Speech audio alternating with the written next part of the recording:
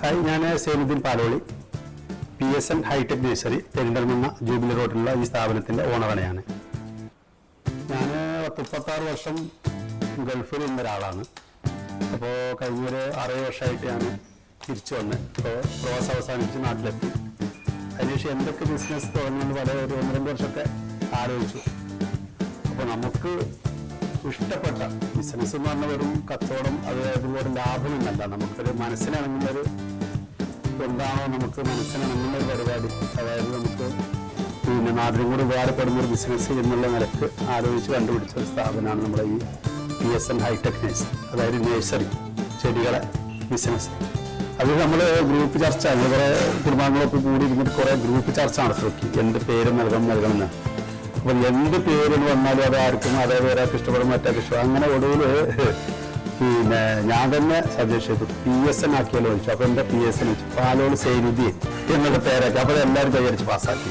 അങ്ങനെയാണ് PSN hitech nursery എന്ന് പേര് വരാൻ കാരണം. നമുക്ക് നമ്മെ സ്നേഹിക്കുന്നതിനേക്കാളും കൂടുതൽ നമ്മൾ ഗൾഫിലെത്തിയാൽ, ഇവിടെ എന്നല്ല ഗൾഫിലെത്തിയാൽ നമ്മെ സ്നേഹിക്കുന്നതിനും കൂടുതൽ നമ്മളെ സഹോദരങ്ങളെ, നമ്മുടെ ഇതര സഹോദരങ്ങൾ, നമ്മളെ അയൽവാസികളെ സ്നേഹിക്കാനുള്ള ഒരു ത്വര നമുക്ക് സ്വമേധയാ നമ്മുടെ ശരീരത്തിൽ വരും. അതായത് നമുക്ക് ഇഷ്ടം വരും. നമുക്ക് സഹായിക്കണം, എല്ലാവരും കൂട്ടിപ്പിടിക്കണം, ചേർത്ത് പിടിക്കണം എന്നുള്ളൊരു ധാരണ നമുക്ക് വരും. അത് തന്നെയാണ് അതിൻ്റെ ഏറ്റവും വലിയ ആകത്തുക. നമ്മളിപ്പോൾ ഈ സ്ഥാപനം തുടങ്ങിയിട്ട് 5-ാം വർഷത്തേക്കാണ് നമ്മളിപ്പോൾ കാലെടുത്ത് വെച്ചിട്ടുള്ളത്. ഈ 5-ാം വർഷത്തേക്ക് കിടക്കുമ്പോൾ നമ്മൾ ആദ്യം ചെറിയൊരു നിലക്ക് തുടങ്ങിയതായിരുന്നു. ഇപ്പം നമ്മൾ തുടങ്ങാൻ കാരണം ദൈവാനുഗ്രഹം കൊണ്ട് നമുക്ക് ഈ സ്ഥലവും നമുക്ക് വെള്ള സൗകര്യവും നമ്മളെ ലാൻഡ്, നമ്മളെ എല്ലാ റോഡ് സൗകര്യമൊക്കെ ഉള്ളതുകൊണ്ട് നമ്മൾ ഇവിടെ തുടങ്ങിയതാണ്. അതുകൊണ്ട് തന്നെ നമ്മൾ ആദ്യം ചെറിയൊരു നിലക്ക് തുടങ്ങിയത് ഇന്ന് ദൈവാനുഗ്രഹം കൊണ്ട് A to Z എന്ന് പറയത്തക്ക രീതിയിലുള്ള ഒരു നഴ്സറിയാക്കി വളർത്തിയെടുക്കാൻ ഞാനല്ല, എൻ്റെ സ്റ്റാഫുകൾ മുൻകൈയെടുത്തിട്ട് നമുക്കത് സാധിച്ചിട്ടുണ്ട്. അത് തന്നെയാണ് നമുക്ക് അതിൽ ആകെ സംതൃപ്തി ഉള്ളത്. നമ്മളൊരു ചെടികളിൽ മാത്രം ഒതുങ്ങി നിൽക്കുന്നില്ല. ഫ്രൂട്ട്സ് മരങ്ങളുണ്ട്, അതുപോലെ തെങ്ങ് തൈകൾ, അതുപോലെ കവുങ്ങ് തൈകൾ, പിന്നെ ഫ്രൂട്ട്സ് മരങ്ങൾ പറഞ്ഞ 60-70 വെറൈറ്റി മാവ് തൈ തന്നെ നമ്മുടെ കയ്യിലുണ്ട്.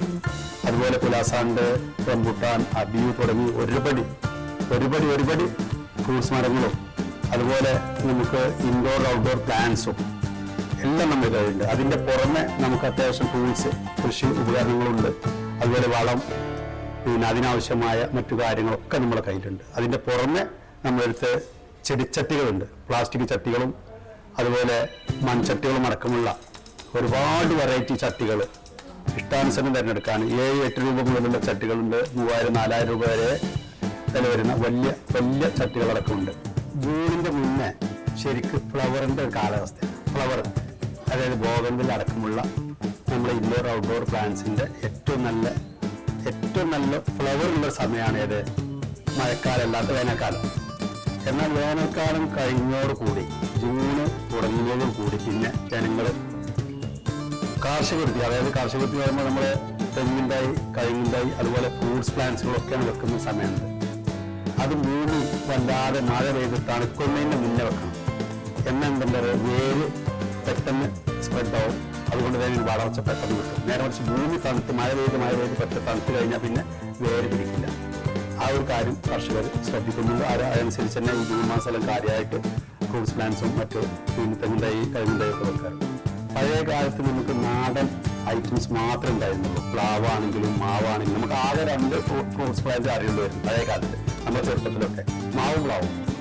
പിന്നെ കാലത്ത് അങ്ങനെ ആദ്യം പപ്പായ അങ്ങനെ പോകുന്നു. അല്ലാതെ നമ്മുടെ നാട്ടിൽ ഇപ്പോൾ ഇന്ന് ലോകത്തിൻ്റെ ഏത് ഭാഗങ്ങളിലൊക്കെ എന്തൊക്കെ പ്ലാന്റ്സ് ഉണ്ടോ, എന്തൊക്കെ ഫ്രൂട്ട്സ് പ്ലാന്റ്സ് ഉണ്ടോ, അതൊക്കെ ഇന്ന് നമ്മുടെ കേരളത്തിൽ, നമ്മുടെ മലപ്പുറത്തടക്കം അവൈലബിൾ ആണ്.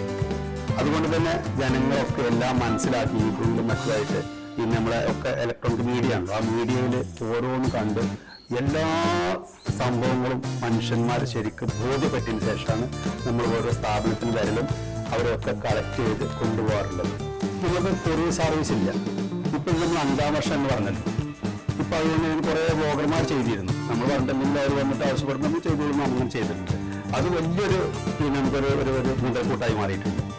അതുകൊണ്ട് തന്നെ പല സ്ഥലത്തുനിന്നും മഹാരാഷ്ട്രയിൽ നടക്കും, നമുക്ക് വീട്ടിൽ അമേരിക്ക നടക്കും വിളി വരും. പക്ഷെ അവർക്കൊന്നും എത്തിച്ചു കൊടുക്കാൻ നമുക്ക് കഴിയില്ല, വേറെ വിഷയം. എന്നാലും ഞാൻ പറയാം, കസ്റ്റമർ ഇതാണ് ഞാൻ പറഞ്ഞു വരുന്നത്.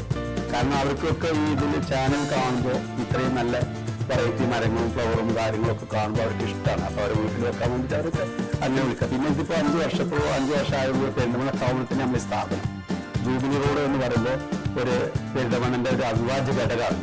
മലപ്പുറം ഭാഗത്ത് നമ്മൾ ചെറുപ്പശ്ശേരി പട്ടാമ്പി ഭാഗത്തൊക്കെ പോകുന്ന ആ റോഡിൻ്റെ ബൈപ്പാസാണ്.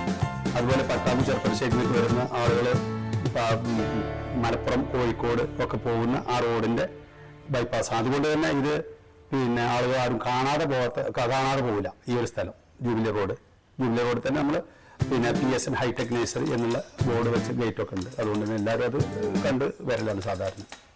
ഇത് നമ്മളെ ഈത്തപ്പനാണിത്. ഈത്തപ്പന ടിഷ്യൂ കൾച്ചറാണ്. ടിഷ്യൂ കൾച്ചറിൽ ഉണ്ടാക്കിയെടുത്തതാണ്. മഡ്ജൂൾ എന്ന് പറയും.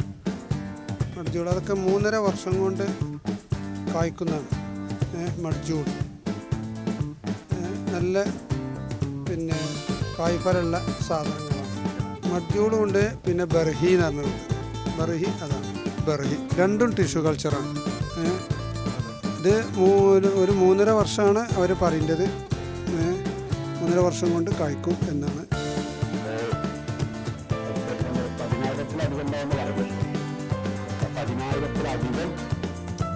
വെറൈറ്റി സാധനങ്ങളുണ്ടോ, അതായത് ഒരു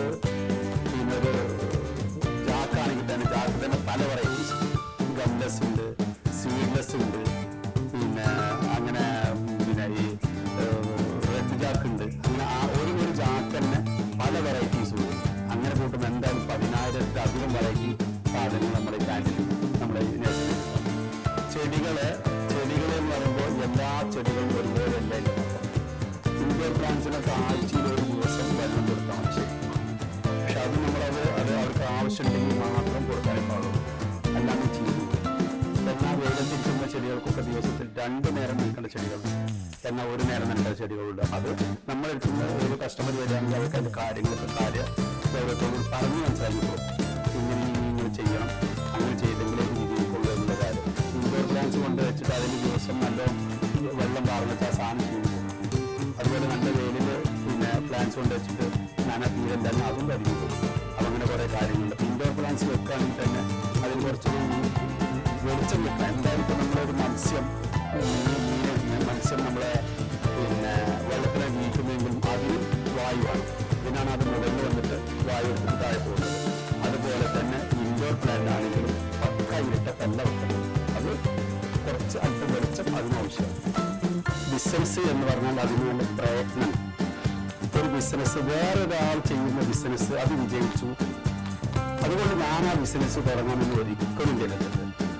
അപ്പോൾ നമ്മൾ എന്തൊരു ബിസിനസ് ഇറങ്ങുകയാണെങ്കിലും അത് നമ്മൾ ആദ്യം ഏജൻസിറ്റി പഠിക്കണം.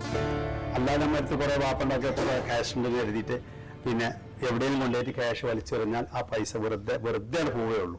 അപ്പോൾ ആ ബിസിനസ്സിനെ പറ്റി A to Z പഠിച്ചതിന് ശേഷം മാത്രമേ ഒരു ബിസിനസ്സിൽ ഇറങ്ങാൻ പറ്റുള്ളൂ. അത് തന്നെയല്ല, ഇത് ശരിക്ക് നല്ല പ്രയത്നമുണ്ട്.